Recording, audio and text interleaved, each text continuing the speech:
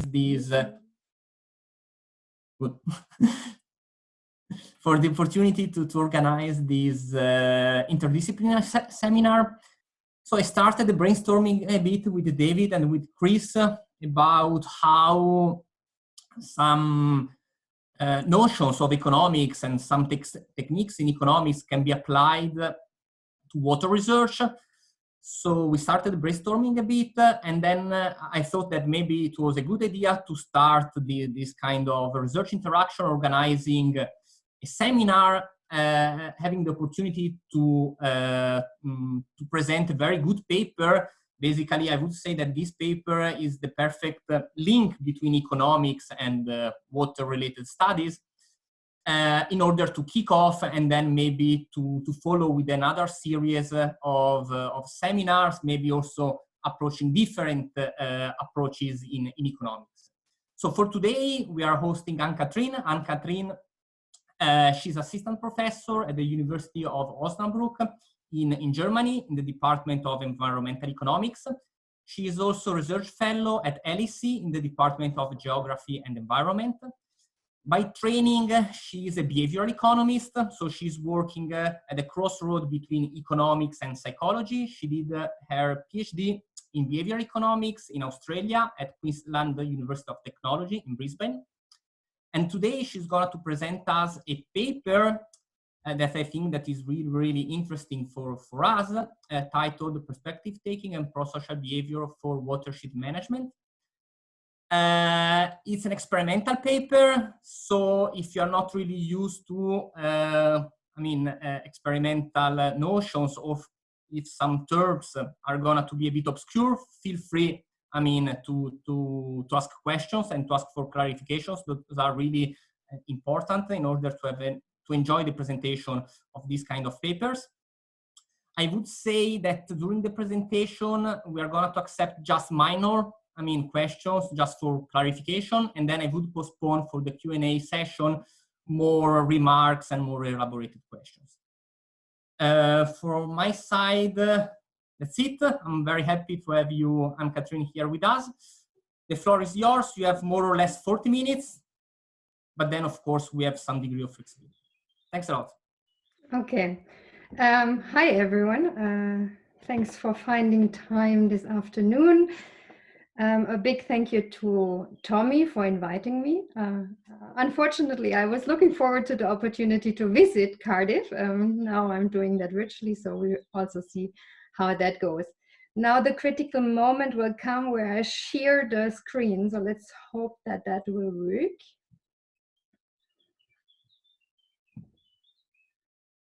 So you should be seeing my thank you notes.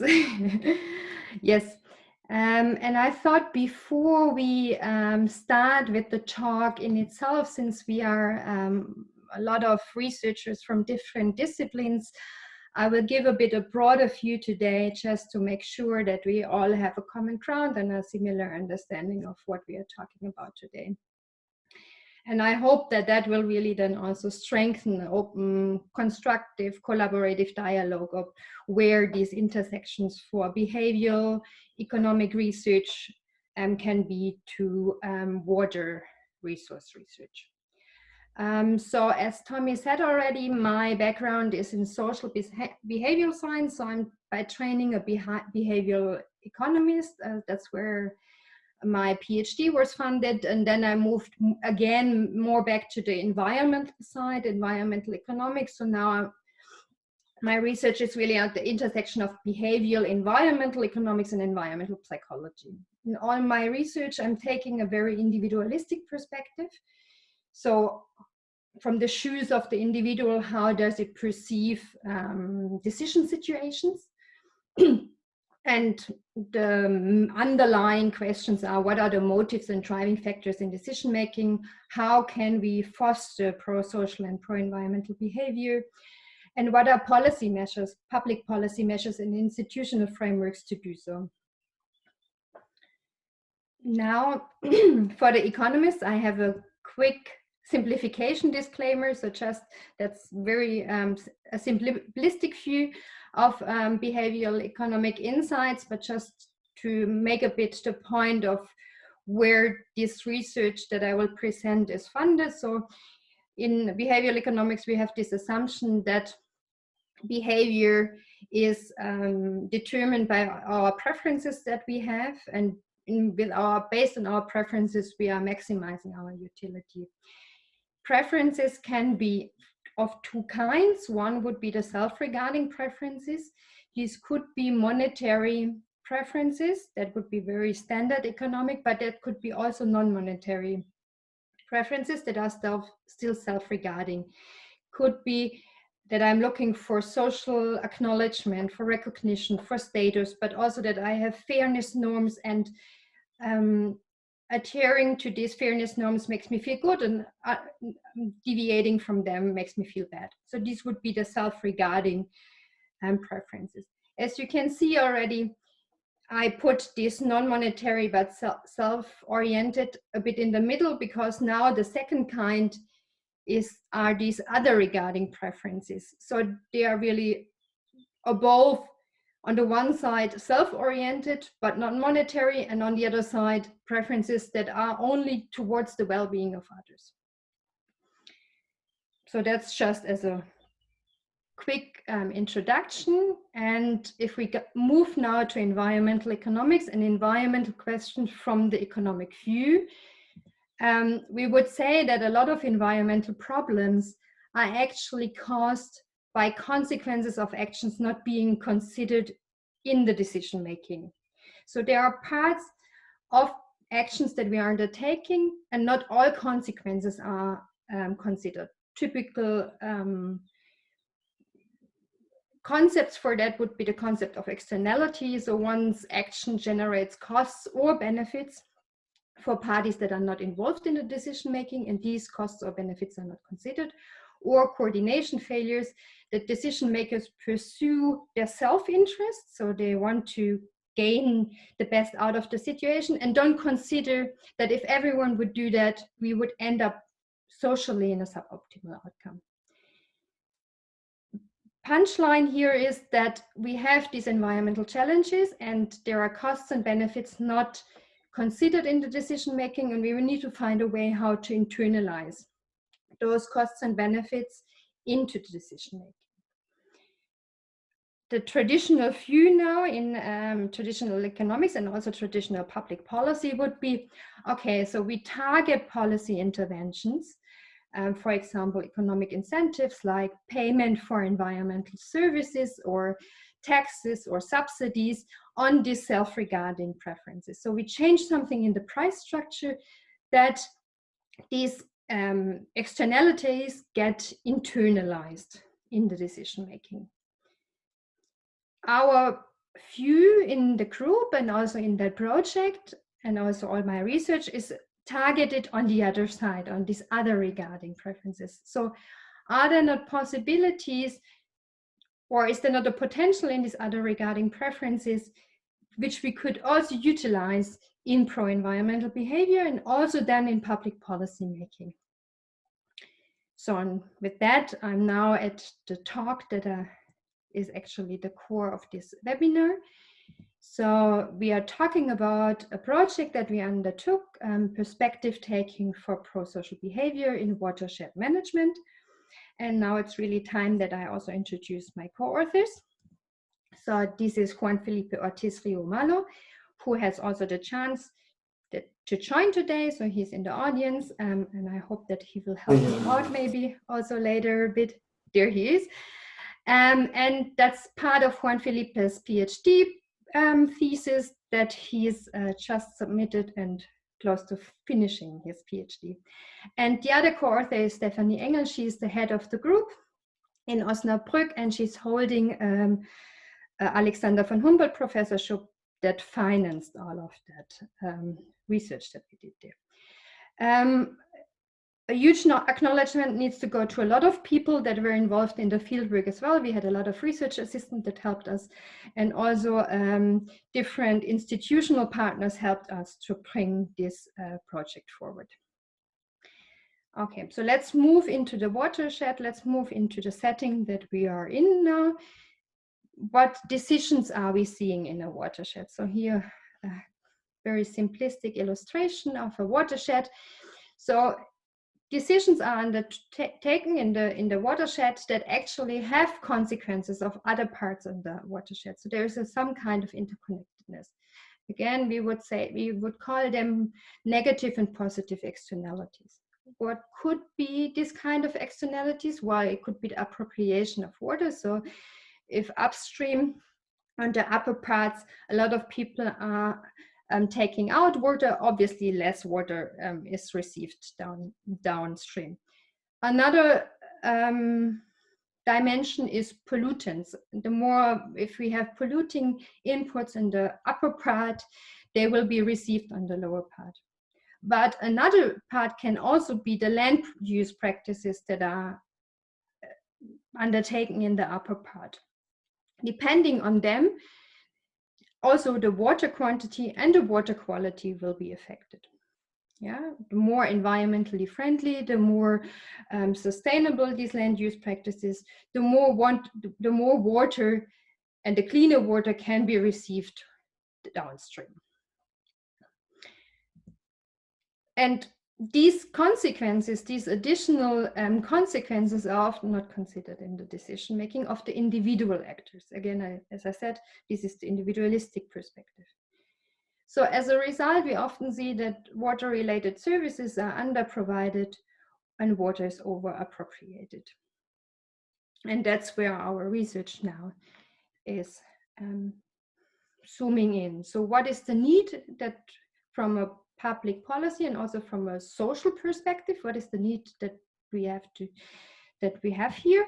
Well, it's this internalization of the costs and benefits that are imposed by the decision of the individual on the others.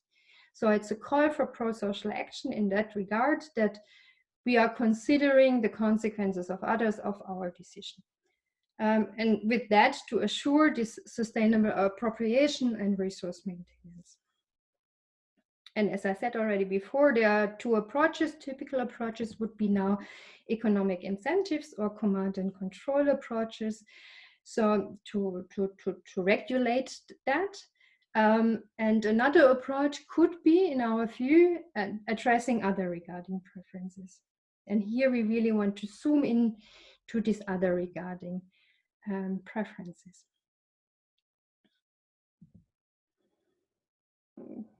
Perspective taking, what is that, and what is the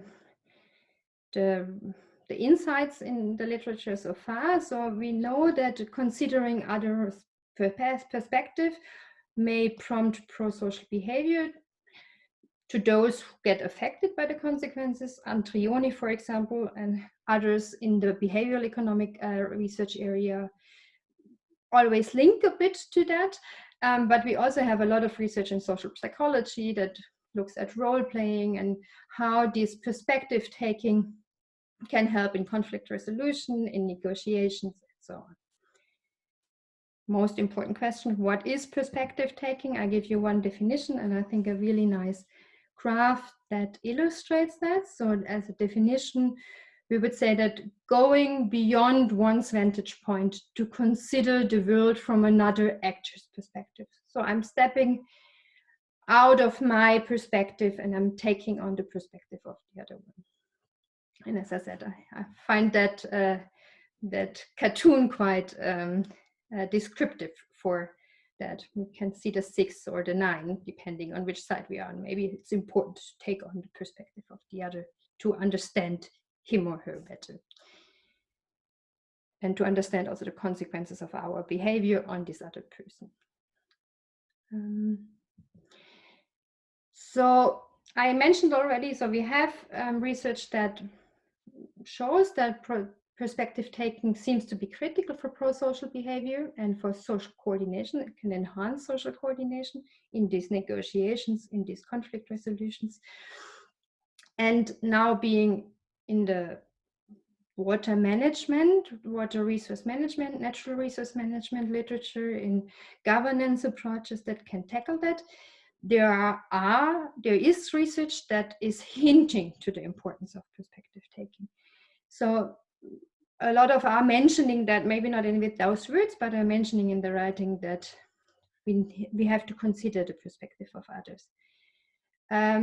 But the effect in perspective taking itself has not been systematically analyzed with that. What do I mean with that? On the one side, we see case studies that are employing participatory approaches, for example, that have, for example, as a part role play.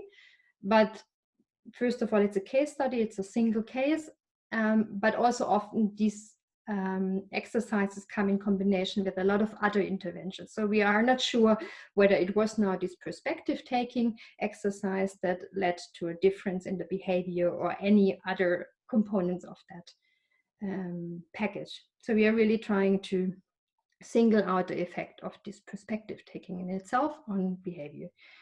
There are two other papers that are mentioning perspective taking in an experimental setting. That's Chubb et al. And Wald et al. But again, they are only mentioning the perspective taking and not really checking the causalities and systematically analyzing it.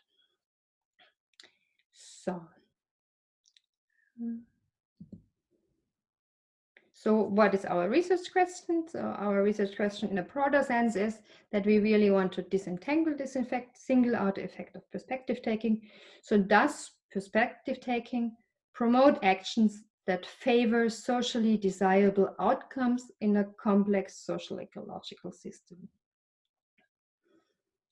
And more specific, we do that in a Peruvian watershed, and we ask, does inducing downstream farmers to imagine the perspective of upstream farmers prompt them to take pro-social actions toward the upstream farmers? Before I said that the upstream farmers are actually very crucial because they have a lot of decision power in their effects and consequences on the downstream farmers. I will illustrate that in the case in a second, why we actually turned it around and why we think that's actually the more interesting perspective change in that setting. Just give me a second for that. But I want to say quickly before something about the research method, because Tommy said before, this is an experiment. So I just want to give you a quick overview what method it is and why we chose it in that setting and where the advantages might be. So we exploit, we use a lab in the field experiment in that case. And that's an economic experiment, so an often used tool in behavioral economics.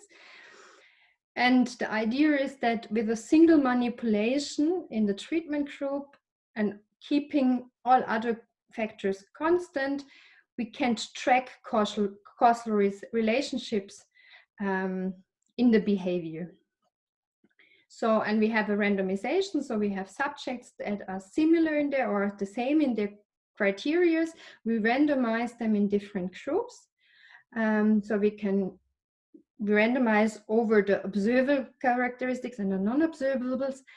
And then we have this single characteristic in the decision situation that we change, and with that, in the comparison between the control groups and the treatment groups, we later disentangle the effect of this single manipulation.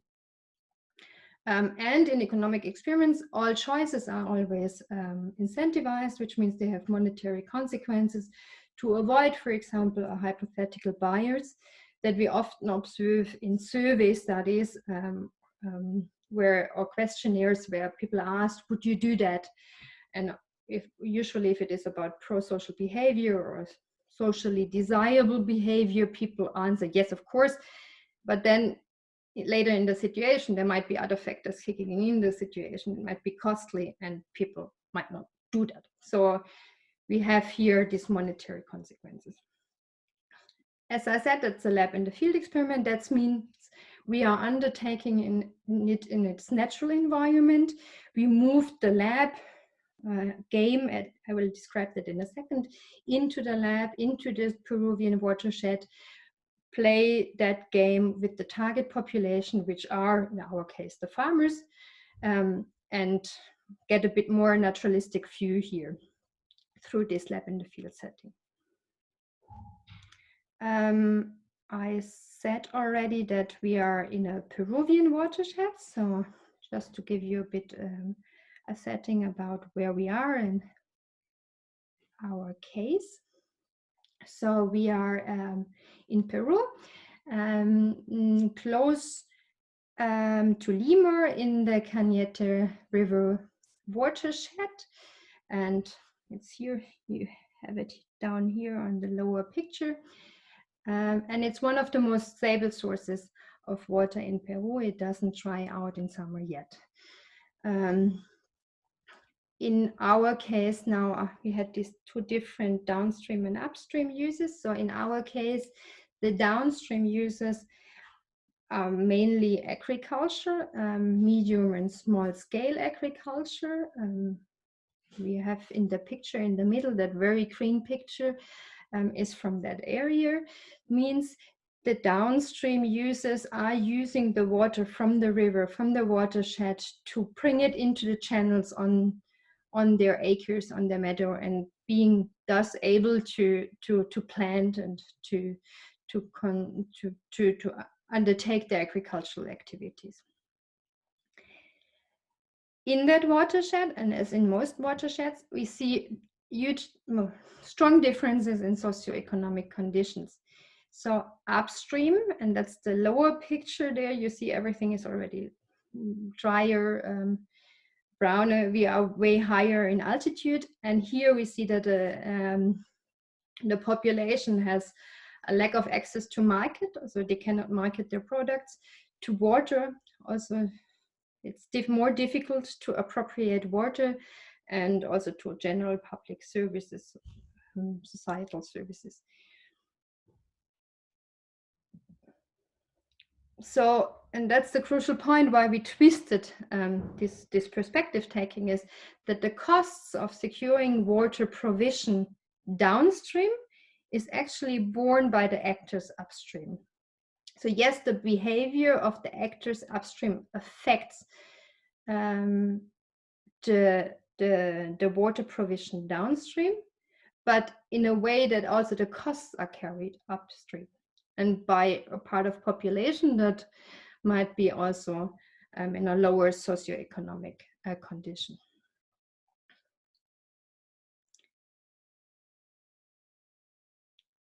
I continue with the study design. Should there be any questions, I guess Tommy will let me know, right?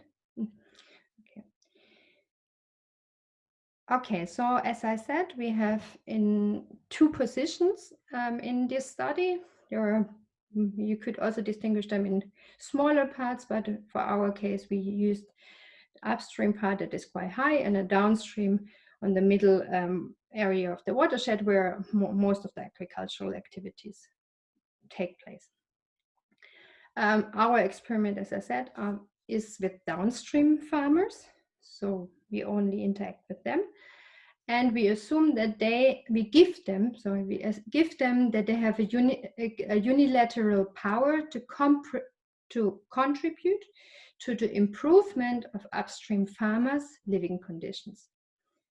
I will show you in a second how. And we believe that with a pro-social action like that, they could actually help evening out the costs and benefits associated with water provision in the watershed. Yeah, so at the moment, there is an imbalance, and also in the public policy discussion in this area, this is the question: how can we balance that out? Obviously, there are imbalances, how the costs and on benefits are distributed among the watershed.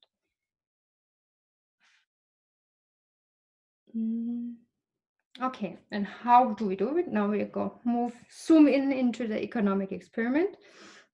I guess the economists see already where this is heading to. So we played a framed dictator game with the farmers downstream. Farmers arrived, so downstream farmers were invited to participate in that study. They arrived at the venue, and they knew that they would get a compensation for their time that they are spending there. This was 16 soles, about 4.5 euro, approximately the opportunity costs that they had for attending and coming to the venue. And then the task was that farmers had to decide how much, also they had the possibility to give parts of their money, of their endowment, to donate it to the agri-ecological fair upstream.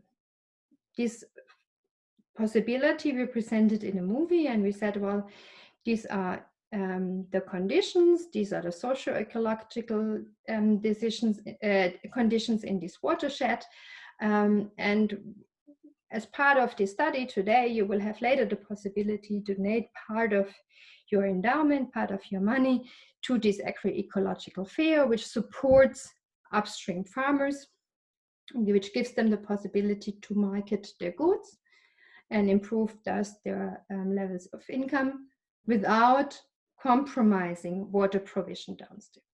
Because the sideline story of that was that, of course, they could also apply different land use practices, but that would come with the compromise of water provision downstream. So the donation in our case represents a pro-social action that contributes to the realization of social desirable, social ecological outcomes in the watershed.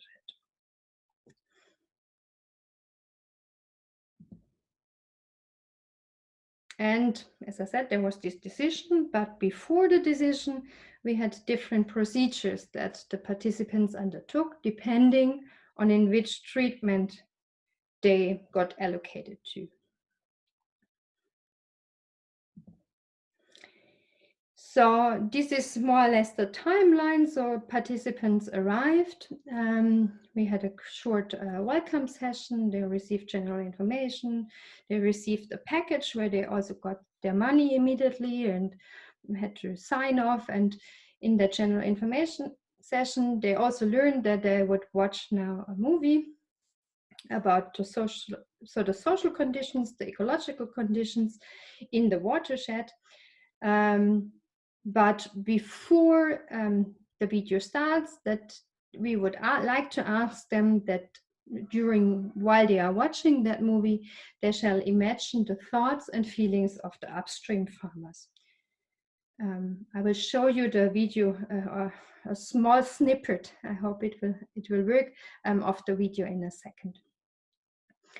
So after that instruction, the video came. The video gave information, as I said, about the ecological, but also the socio-economic conditions in the watershed, and gave also information about this agro-ecological fair that they could later donate to.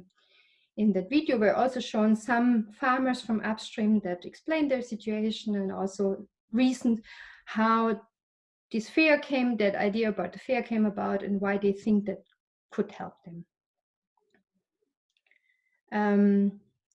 Afterwards, after the participants finished watching the video, we asked them to write down what they think, how much the upstream farmers would like them to give and why. Yeah, so now they had to take the perspective of the upstream farmers and say, what would an upstream farmer like me to give? And what are the reasons for that? Then the decision followed, and afterwards we elicited socioeconomic characteristics in a post-experimental questionnaire. As you see, that's the treatment group. Obviously, there are a lot of things intermingled. So in our design, we try to disentangle now the perspective-taking part. So we had two controls that also participants got allocated to. The first control was to just elicit the impact of the information itself. So in that case, there were no instructions before. They received the same information as in the video the same information that was given in the video. And then they conducted again, did again the gift decision and the survey. So it was the welcome, they got the same information, they did their donation decision, and then we moved to the survey. The second control controls for the effect of the video. Obviously, there is a difference whether we just hear information or whether we also associate it with pictures that we see, particularly in our case, where people could also see the people from upstream and how it looks upstream and all of that. But here, people were clearly instructions that they should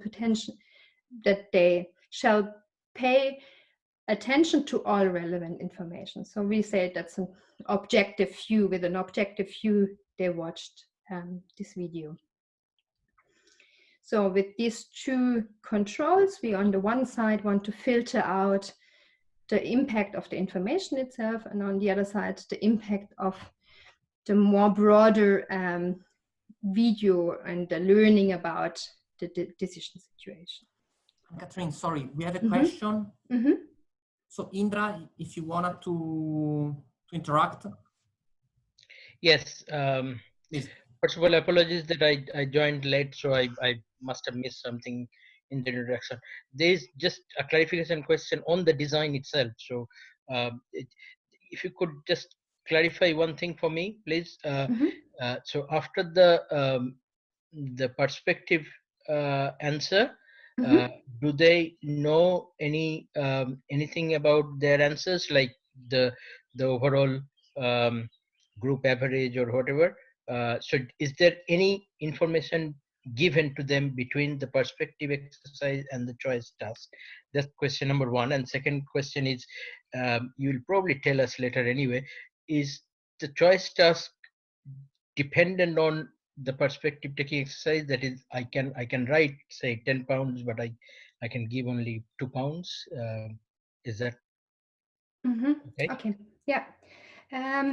So there was no learning. I mean, they didn't get feedback or anything, how much farmers really would expect or anything. So it was the video, out of watching the video, with the instruction to watch it out of the perspective of the upstream farmers, or how upstream farmers feel.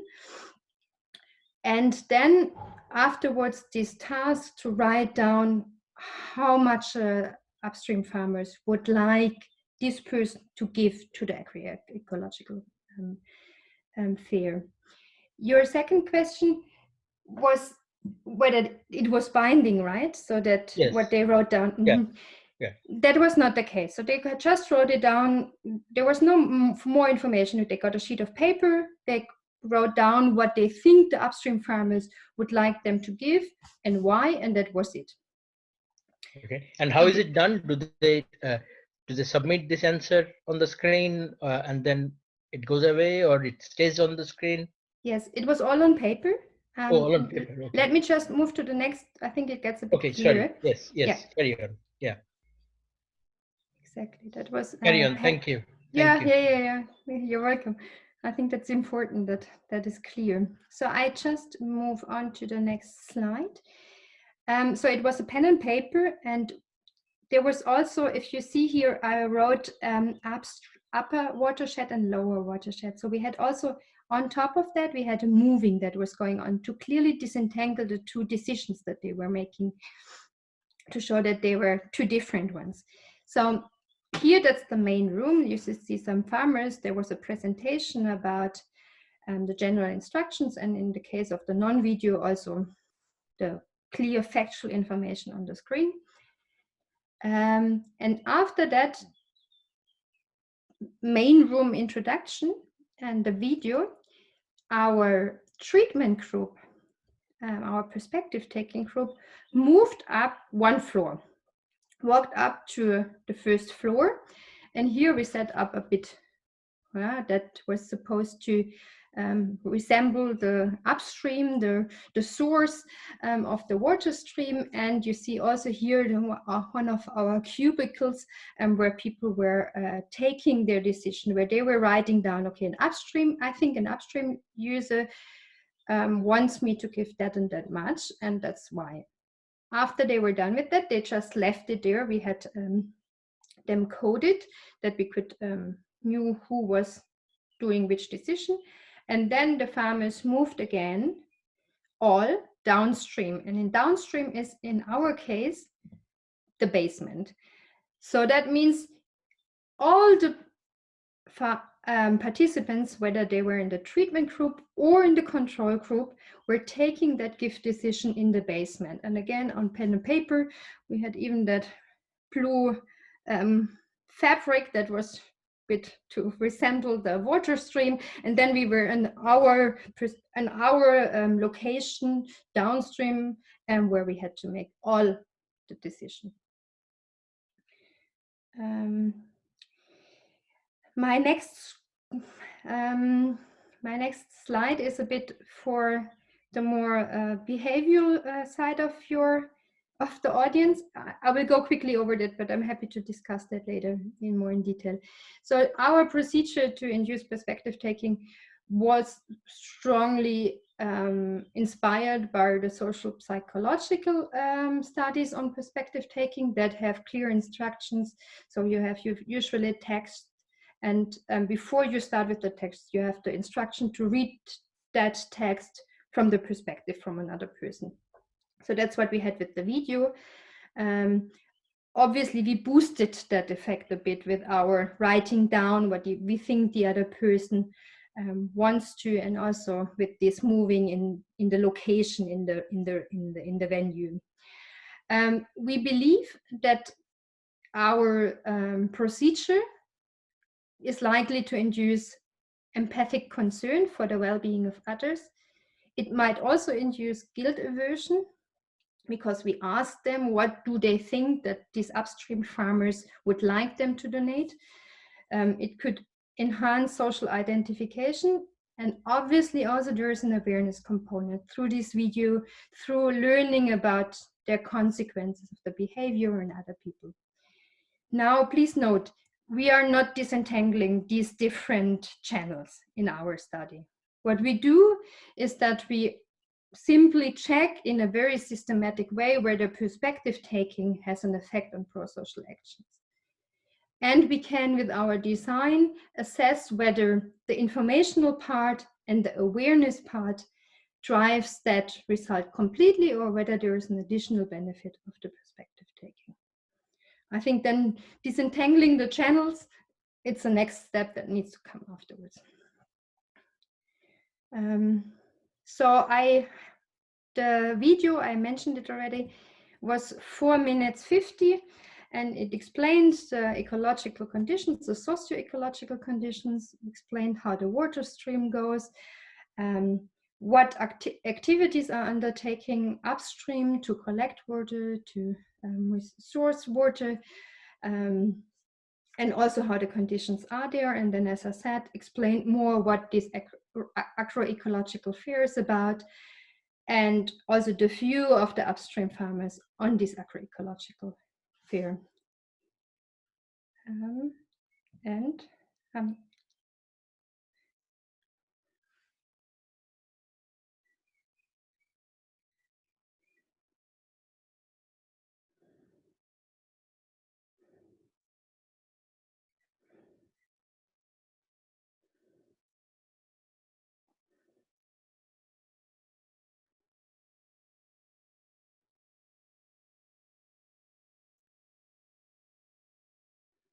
So that's only a quick snippet out of that video. I'm very happy to share it later. It's a really nice video, I think. It was a lot of work as well for the entire team to produce that.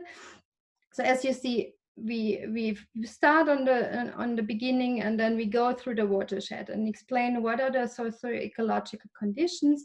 And then we go to this upstream, we show the socio-economic conditions, and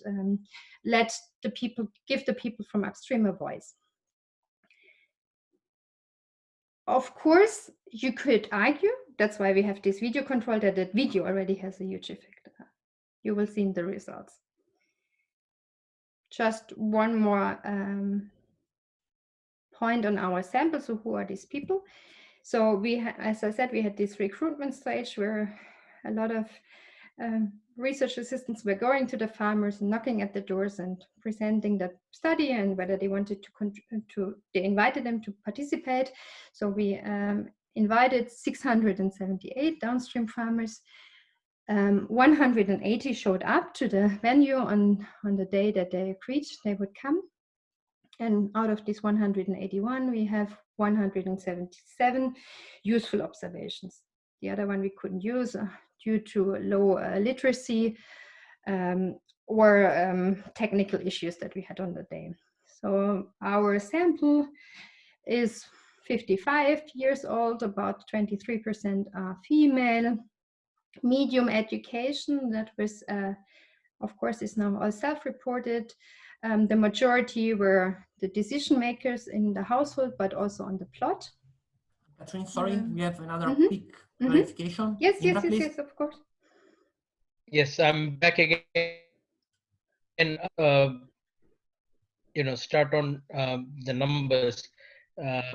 Can you go back just a couple of slides, please? The behavioral concerns, the 4 different. Yeah. Yes. Before the video, yeah, this is the one. So again, I missed your introduction. So I guess what the numbers will tell us is that whether the video control, the treatment control, whatever group behaves differently because of one of these 4 concerns. So now, as you said, it is difficult to identify each separately, but do you, I'm not an expert, but do you have a kind of hypothesis that you want to test? Do you want to say that the video imposes more guilt or more social identification? Or let me with hypothesis slides comes in a second. Oh, so okay, I'm going fine. there. Fine. So you are going to tell us that the video is linked with any of. Yes.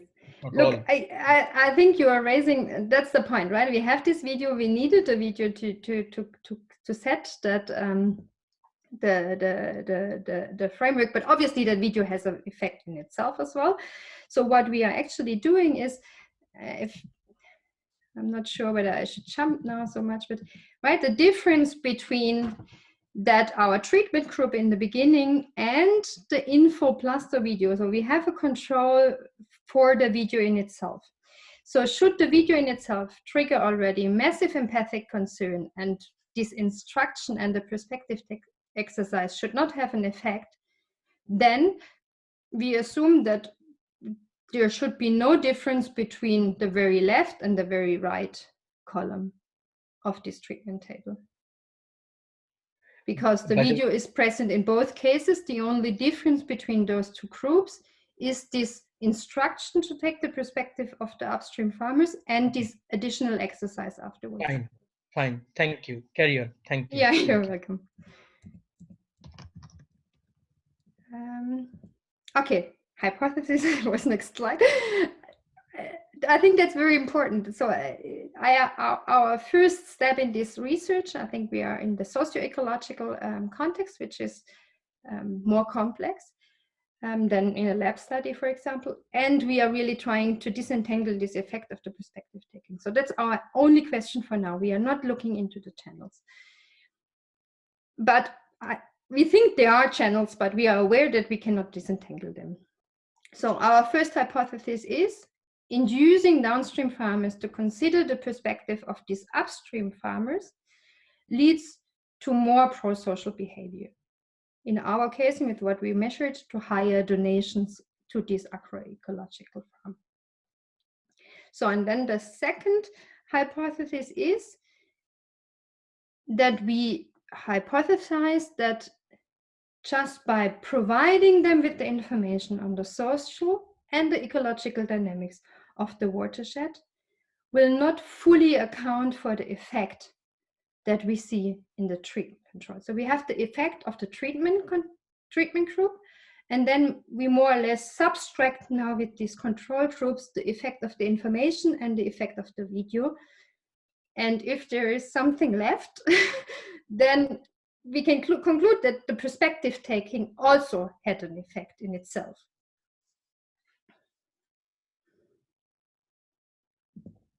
Okay, results.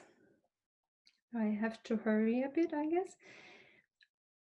Okay, so first results only in the treatment group. So we see people give a bit more than, on the average, a bit more than half of their endowment. We see a spread.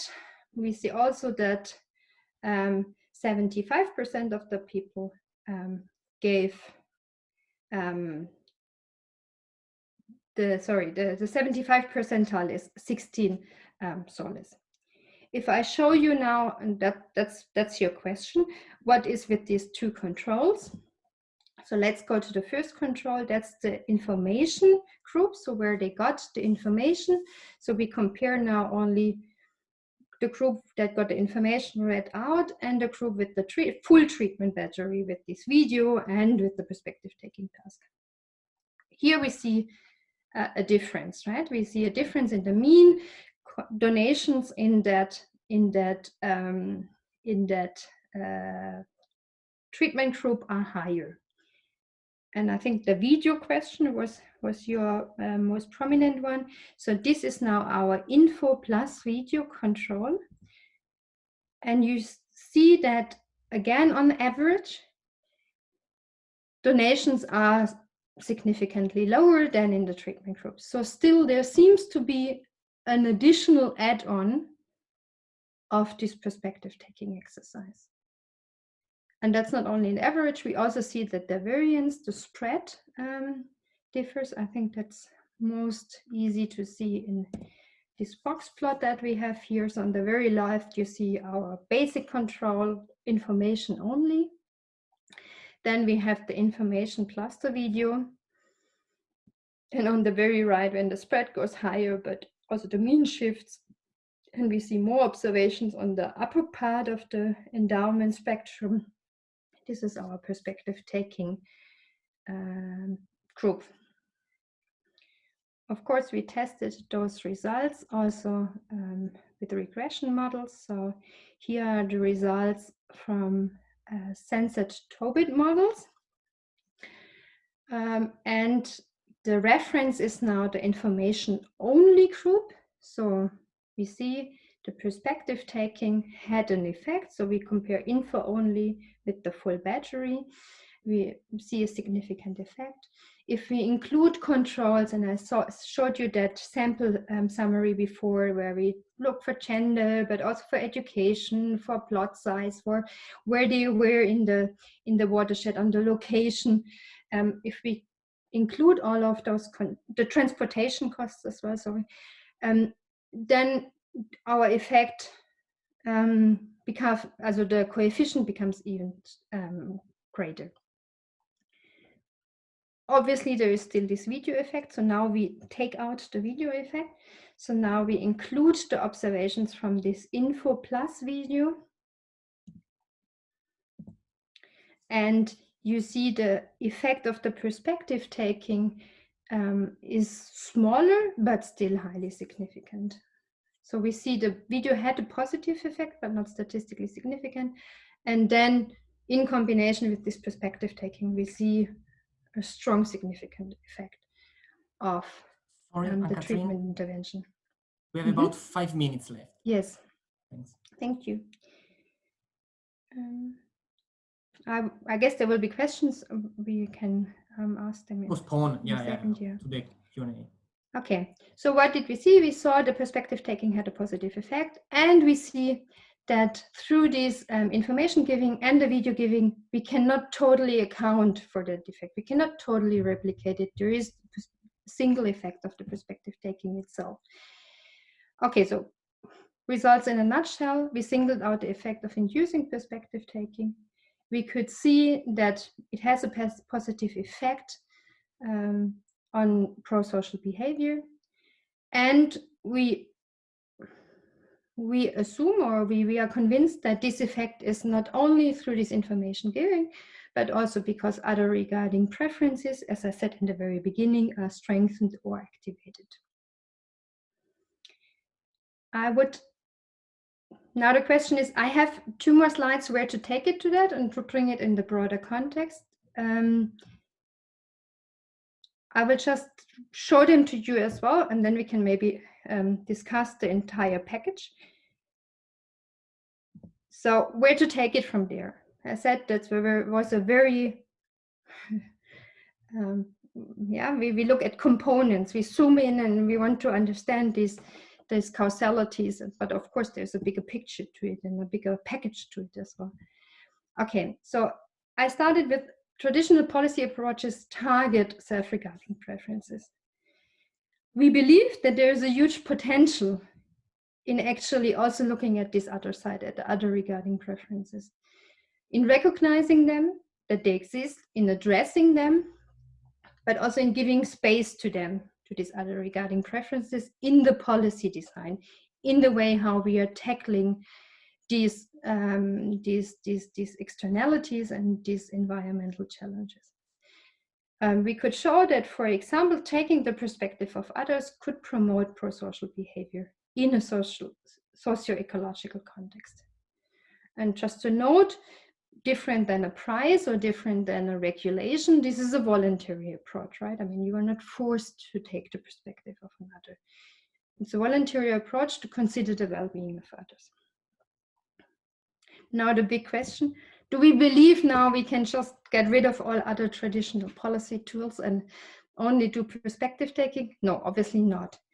But we think that the perspective taking exercise, as it is done, seems to have an effect on behavior. And we think that it can be a complementary tool and can be very helpful at different stages in the policy design. On the one side, to just understand that there is a necessity for a policy intervention, to understand why the government is intervening and, for example, introducing payments for environmental services that need to be budgeted, that need to be resourced from somewhere, if those upstream farmers shall get a compensation for sticking to environmentally friendly practices. It can be also a tool to develop collaboratively a natural resource management plan.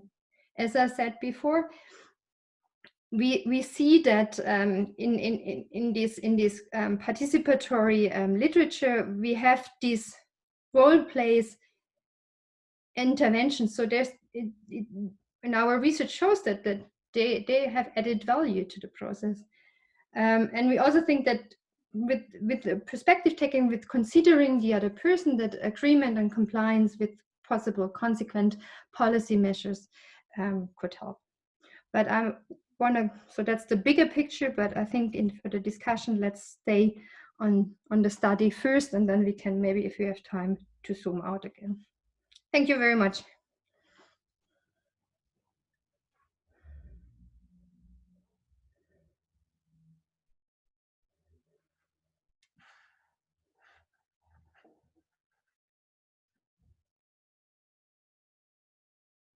Can you hear me now? Yes. Okay, thanks a lot for the presentation, great. So now we have time for Q&As. So if you wanted to send a message on the chat, or if you wanted to interact directly with Ann-Kathrin, I think that maybe this is the most convenient way to do that. If there's someone that wanted to start, otherwise I have a couple of questions for you.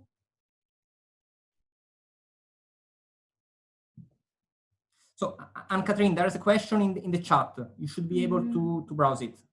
Okay, let me just, from Adrian, right? Yeah, right. Uh-huh.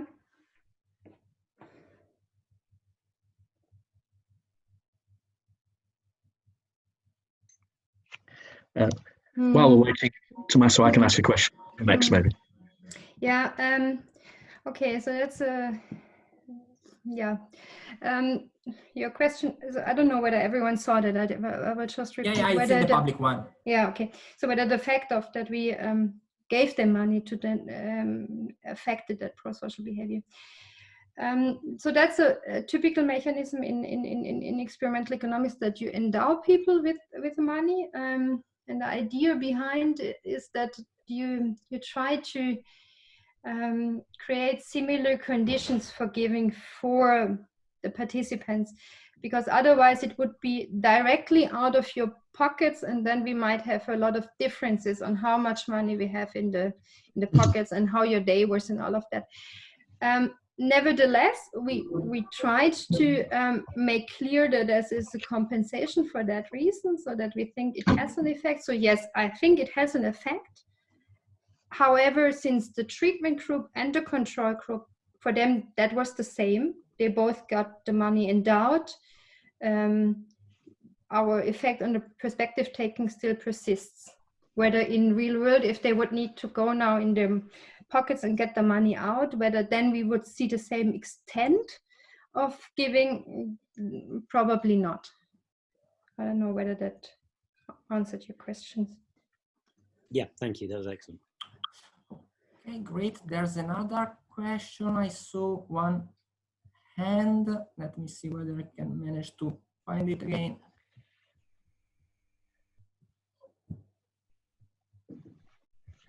Okay. So. Okay, can I yeah, please, the floor is yours. Yeah. Okay.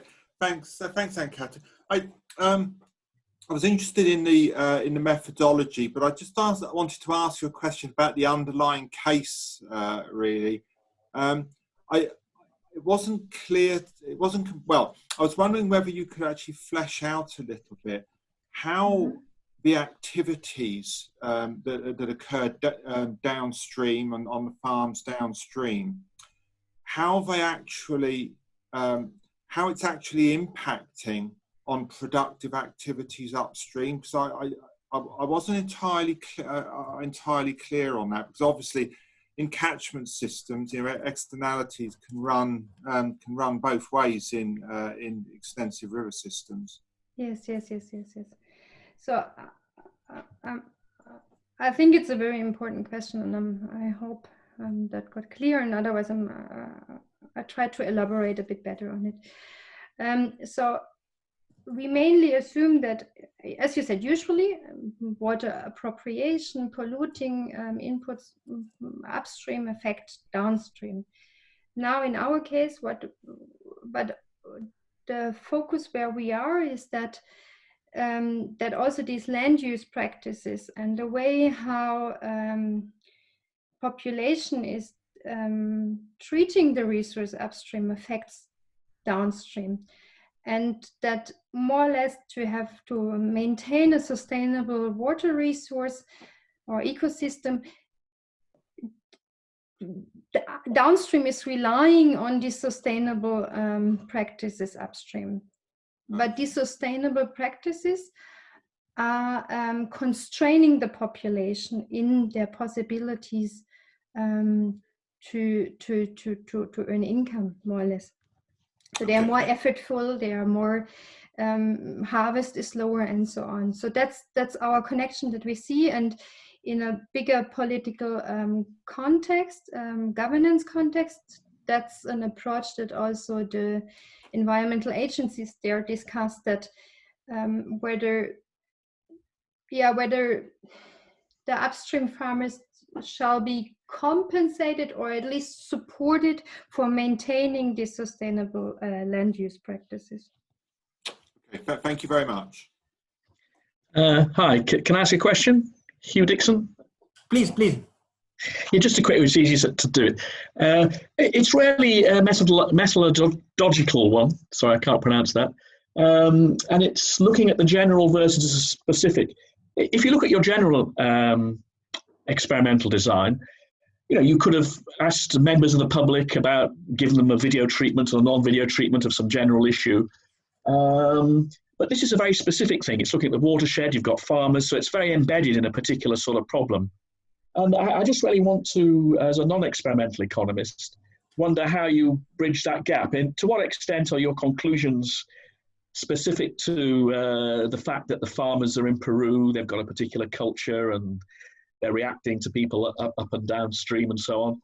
And to what extent is it telling us about human nature, you know, how people behave generally?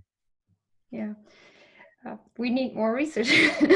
I mean, all our research is done with in a cultural context, no, and within a certain context for sure. So there are context dependencies that we cannot neglect, and that's definitely in our case, yeah, the case. But yeah, I think if we look now, for example, laboratory research, economic experiments, most of them are done in Europe or in the US. So also there, the results that we see are very culturally influenced. So yes, there is certainly a component. Again, I would say within our context between the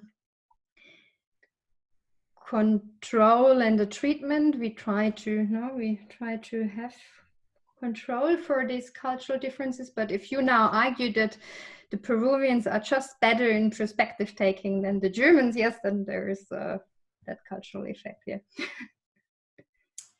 Thanks for that. Thank you. Okay, great. So I have a small list of questions. So maybe if we can be pretty brief. First, Indra, and then I have Serena on the list. Yes, very quickly, and you can answer very quickly as well. You must have numbers for the perspective exercise and the actual donation, actual giving. So this is following my earlier question. How much do they vary? Do they actually follow what they thought they would give or not? Yes, I mean, they are mainly on the upper part of the spectrum. I'm not sure about the deviation between them. So how much deviation do we see between actual and previously stated donations? We discussed that they are quite close. So, and again, you could argue that there might be some consistency bias. Yeah, I want to behave consistent. I wrote down this high number and now I also have to give it before. But yeah, so there might be a consistent effect. Juan Felipe, do you want to add anything? No, I was just wondering, again, I'm not an expert, but I thought this part to me is interesting. So perhaps you should analyze. I mean, there is some a lot of psychological research on cognitive dissonance, so that once we stated something, we want to follow through on that. Yeah, a short note on that. Yeah, basically is what you said. We have not systematically see to explore that correlation between these two variables, the outcome variable and the stated answer in the during the perspective taking task. They are somehow correlated, but yeah, it's something definitely that we could perhaps add later on. Yeah, but that's it. Thank you. Thank you. Yeah. There's another one by Serena. Okay, very briefly. Hi, thanks for the presentation. So one question, maybe I missed something. In the information you provide to people downstream, do you also give them information on the income of people upstream? Do you? Okay, so that's part of the video, so we don't give concrete numbers of how much. Okay, because I was wondering whether, so the difference between the two groups is also that you let the treatment group think about how much money would the upstream people be happy to receive. So I was wondering whether there is also some role played by thinking about which is the redistributional consequences of your behavior, independently of whether these guys are those living upstream or just a group of people which have lower income. Yes. Okay, so that's a very good point. So for on the one side, we considered that through having not the donation directly going to the people, but to supporting this agroecological sphere that then gives the possibility to market products for the upstream farmers and gain additional income. but you're right. I mean, there plays a role of redistribution, and also how much, how strongly I perceive of those these economic differences and economic distance. So that's one of the variables that we control for. So we ask them ex post how much difference they see between their economic situation and the economic situation upstream, and that's one of the variables that we included in those control variables, just the second columns each. Yeah. Okay, if there are no other questions, I have just a quick one, if I may. So Ann-Kathrin, the tool that you use to induce perspective taking, it seems to me a kind of self-priming procedure. So, you know, in psychology, they ask people to write down a very stressful situation to induce stress. Mm-hmm. You're doing something similar in a sense. I mean, to think about the problems of other people. One standard result in psychology about priming is that priming lasts just for 10, 20 minutes. Mm-hmm. So I'm wondering whether you have any idea on how to induce perspective taking, first of all, at social level, not just at the individual level. So whether you have in mind maybe to set up kind of training or special initiatives, and then whether this effect can be sustained for a reasonable period.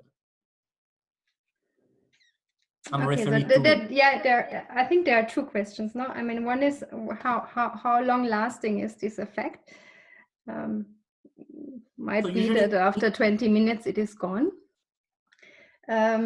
Yes, I cannot answer that question. You know that a lot of behavioral research is done on immediate effects. In our case, that's the same. We can track that effect. We can not show whether that effect still persists within our experiment after some months. We are aware of that, and we are very curious about that, and we are having hopefully the possibility to track our participants in a later policy making process where they are part of a council, will vote on whether to implement payments for environmental services, and that get redistributed from that.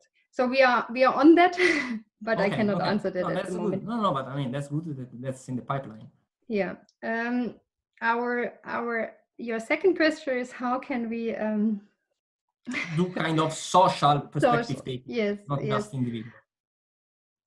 And that's a lot of our common discussions, and I want that Juan Felipe also says a bit something about that. So we believe that giving space for exchange is very important, and also in the governance literature, so we are very in support of participatory settings where different stakeholders have the possibility to describe their view and describe their reasoning and describe their position, and having that as a stage in the policy making. So that's then not for every citizen, but it's a part of a process in which different stakeholders try to form in a participatory way a way how to address these things. But I bet Juan Felipe wants to add something as well. Yeah, I think we just I would only add one single thing in that regard, because partly the motivation for us to tackle this question on perspective taking comes from actual participatory processes where colleagues of us, for example, Claudia Palbostel or Juan Camilo Cardenas, and in our case as well, during actual multi-stakeholders workshops where we bring all these different stakeholders together in the same setting. The idea is somehow to implement these role-playing techniques for them to understand like the broader setting in which they are embedded, like the watershed or another kind of complex ecological systems. And in some cases, this is the first time they meet, and this exercise of stepping out their own shoes and considering broader perspectives is something that it's being argued that could trigger some sort of behavioral change at the individual or at the collective level, and it goes somehow in that direction. And in our case, we try to zoom in a bit on the specific case of inducing perspective taking at the individual level, but I agree that the next step could be how these other broader ways of inducing perspective taking in more broader settings could perhaps strengthen this effect and make it a bit more long-lasting, perhaps. Great, thanks a lot. So if there are no other questions or remarks, I think that we can conclude. I don't know whether, David, you wanted to have a final remark? No, just to say thank you so much to our speaker, and thank you everyone for coming and asking great questions. I hope you've enjoyed it, and keep an eye out for more seminars from the Water Research Institute in the coming weeks. Great, thanks a lot. Bye. Thank you, Thank David. you, everyone. Thank you, Thank Tommy, you. for organizing. Bye. Thanks. Thank you, Ann-Kathrin.